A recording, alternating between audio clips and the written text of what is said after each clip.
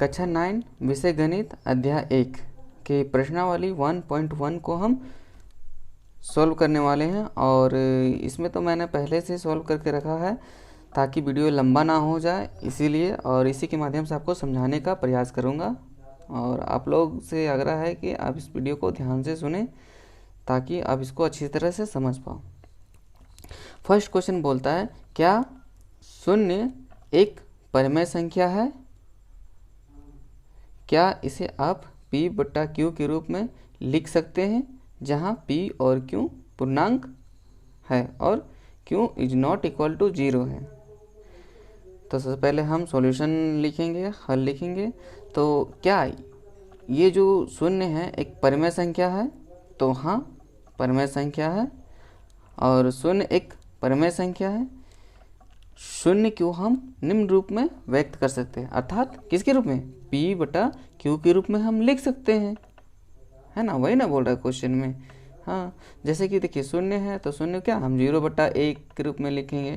तो 0/1 मतलब 0/1 मतलब ये p हो जाएगा, ये p कहलाएगा और ये q कहलाएगा। देखिए 0 p कहलाएगा तब और 1 q कहलाएगा, मतलब क्या p/q के रूप में ही है। फिर 0/2 लिख सकते हैं, 0/3 लिख सकते हैं, आदि इस तरह से हम लिख सकते हैं। तथा हर को भी हम ऋण पूर्णांक माना जा सकता है। चलिए अब नेक्स्ट क्वेश्चन में आते हैं। तो यहाँ पे क्या बोला, इसको अच्छे से समझिएगा क्योंकि ये क्वेश्चन भी आई है और समझने वाला है। यहाँ बोल रहा है कि सेकंड नंबर क्वेश्चन बोल रहा है कि 3 और 4 के बीच 6 परिमेय संख्याएं ज्ञात कीजिए। मतलब जो संख्या है 3 और 4, इसके बीच का 6 परिमेय संख्या आपको ज्ञात करना है।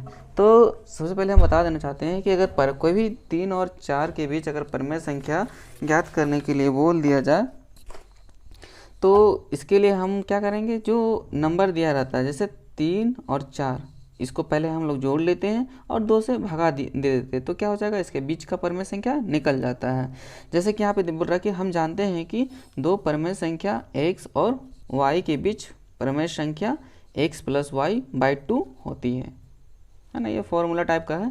तो देखिए अर्थात जो x की जगह क्या है, देखिए तो 3 है और 4 की y की जगह में क्या है, 4 है।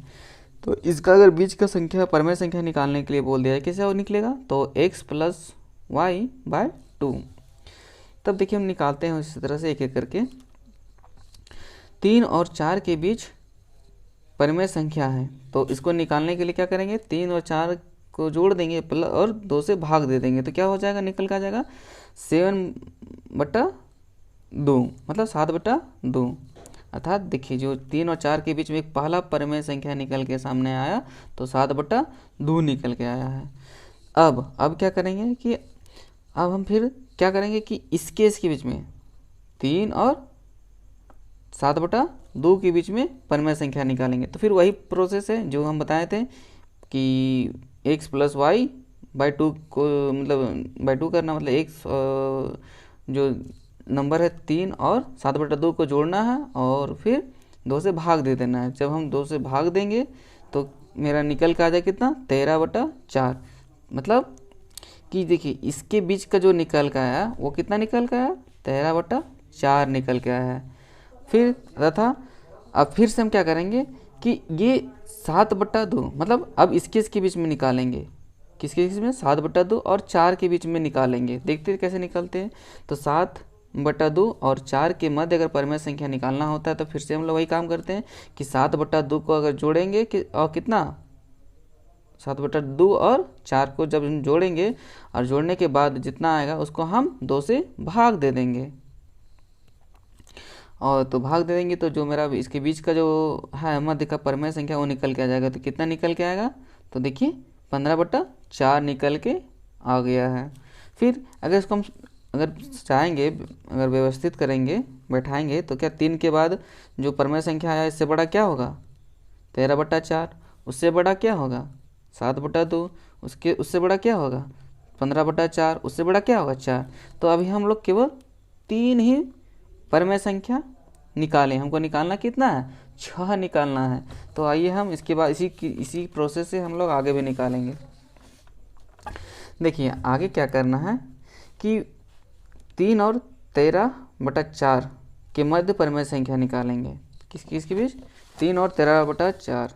देखिए अभी इसके केस में 3 और 13/4 के बीच का जो परिमेय संख्या निकालेंगे,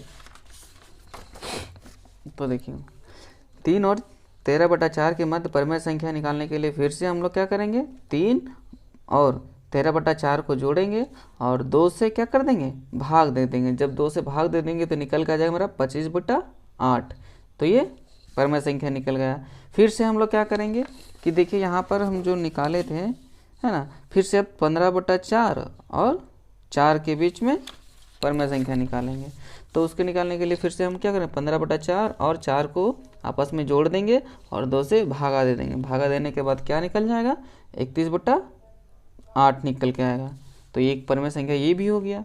फिर हम लोग क्या करेंगे कि 31/8, फिर क्या देखिए यहाँ पे क्या था,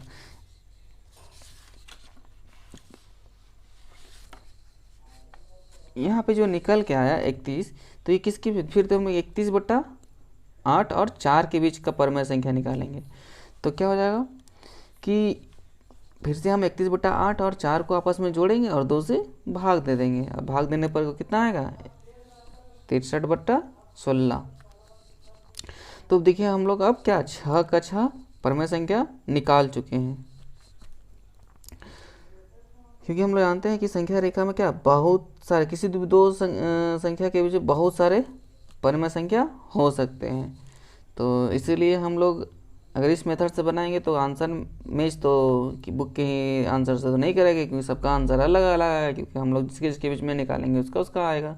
तो जो हम निकाले हैं इसमें 6, वो क्या निकलेगा, 3 से बड़ा क्या हो जाएगा 25/8, उससे बड़ा क्या हो जाएगा 13/4, उससे बड़ा 7/2, उससे बड़ा 15/4, उससे बड़ा 31/8, उससे बड़ा 63/16 और फिर 4।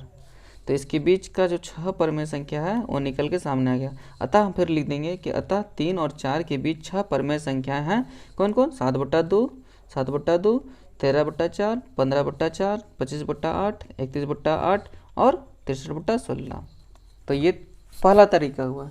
अगर हम लोग इस थोड़ा लेंदी प्रोसेस लग रहा है तो इसका यूज ना करेंगे, हम लोग दूसरा मेथड का यूज करेंगे, सेकेंड मेथड का यूज करेंगे। तो सेकेंड मेथड कैसे निकालना है, और बहुत तरीका से, और इसका आंसर भी मैच करेगा। तो देखिए हमें 6 क्या करना है, कितना निकालना है, 6 परिमेय संख्या ज्ञात करनी है। हमें कितनी ज्ञात करनी है, 6 परिमेय संख्या ज्ञात करनी है। इसलिए हम क्या करेंगे, 6 + 1 जोड़ देंगे, टोटल कितना हो जाएगा 7। एक बढ़ा करके हम लोग लिखेंगे को हर लेकर 3 और 4 को परिमेय संख्या के रूप में लिखते हैं। मतलब क्या कि यहाँ पे देखिए 3 हमारा नंबर दिया हुआ था, इसके बीच 3 और 4 के बीच मतलब पहला संख्या 3। तो 3 को क्या करेंगे कि 3 को हम 3 में क्या करेंगे, 3/1 लिखेंगे। और इसमें क्या बोला कि 7 को हर, अंश और हर मतलब क्या, हर अगर मान लेते हैं, ऊपर वाला अंश ये अंश कहलाता है और ये हर कहलाता है। तो अगर हम हर ले रहे हैं 7 तो अंश भी तो लेना पड़ेगा 7, क्योंकि मैथ्स का रूल है कि ना ही अपने से कुछ जोड़ते हैं, ना ही कुछ घटाते हैं, ना ही कोई कुछ गुणा करते हैं, ना ही कुछ भाग करते हैं। अगर हम हर ले रहे हैं 7 तो हमको अंश भी लेना पड़ेगा 7। इसलिए जब हम लिए तो क्या करेंगे, फिर आपस में इसको गुणा कर देंगे। देखिए 3 × 7 = 21 और फिर क्या 1 7 × 7 मतलब 7, मतलब कितना है 21/7। फिर उसी तरह हम लोग क्या करेंगे 4 का, देखिए 4 को फिर उसी तरह करेंगे कि 4 में भी हम लोग क्या करेंगे, हर 4 में भी हर में 7 लेंगे। जब हर में 7 लिए तो क्या अंश में भी 7 लेंगे। मतलब क्या 7 से गुना भागा दिए तो 7 से गुना भी करना पड़ेगा। तो इसको आपस में गुना कर लीजिए, आपस में 4 × 7 = 28 और 7 × 7 मतलब कितना हो गया 28/7। तो अब देखिए जो मेरा आया, जो 3 और 4 के बीच 6 परिमेय संख्या कैसे होगी लिखेंगे। तो यहाँ देखिए कि 21/7 के बाद ये तो इसका मतलब क्या है, इसका मतलब 3 है ना, और 28/7 का मतलब क्या है 4 है। तो अगर हम 3 और 4 के बीच में लिखना चाहेंगे तो मतलब क्या है 21/7 और 28/7 के बीच में जो परिमेय संख्या होगा वो चीज़ हो ही जाएगा। तो देखिए 21/7 के बाद क्या हो जाएगा 22/7, 23/7, 24/7, 25/7, 26/7 तथा 27/7। तो ये क्या है, इस मेथड का यूज कीजिए और अच्छा है, एग्ज़ाम के में आएगा तो यही मेथड बनाइए और आपको कोई मार्क्स कटेगा नहीं, है ना। फिर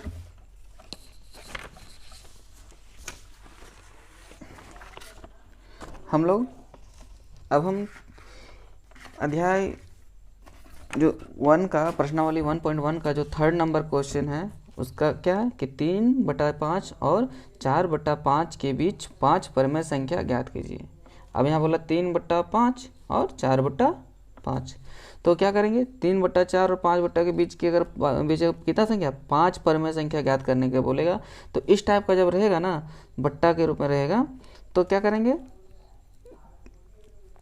समतुल्य बुद्धि का प्रयोग करेंगे, है ना। समतुल्य बुद्धि क्या बोलता है कि मतलब सब समान कर देना है, कोई दिक्कत नहीं। जैसे कि देखिए 3/5 को हम क्या 10/10 करेंगे, मतलब काट कुट के क्या है यू 1 ही आएगा, तो 10/10 किए तो क्या हो जाएगा, मल्टीप्लाई करिए, 10 दिया 30, 10×5 50, मतलब 30/50, मतलब फिर मतलब क्या 30/50 और 3/5 दोनों क्या समतुल्य है आपस में, कोई दिक्कत नहीं है।